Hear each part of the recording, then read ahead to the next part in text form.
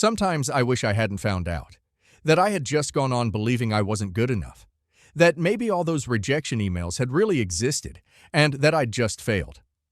I, 18 female, am writing this as a last-ditch attempt to get clarity, because although I know I'm not technically at fault, there are still days where the guilt creeps in. Let me start at the beginning. My parents divorced when I was 10. I remember the day my mom sat me down to explain that sometimes adults stop loving each other. But it wasn't until I was older that I learned the truth, that my dad had left her for another woman. That woman was Claire, my now stepmother. To my mom's credit, she never tried to poison me against him. She could have. She had every reason to, but she didn't. She always told me my dad loved me, and she was right. He did. Despite everything that happened between them, he stayed present in my life, picked me up every weekend, attended parent-teacher meetings, paid child support on time. And when the divorce settlement happened, he made sure my mom got the house and half of everything. Even though legally she might not have been entitled to as much.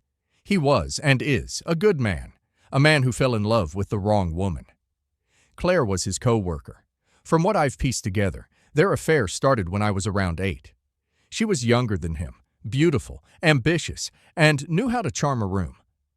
After he left my mom, they got married within a year. I was 11 at the time. In front of my father, Claire was warm, welcoming, and maternal. Almost too much.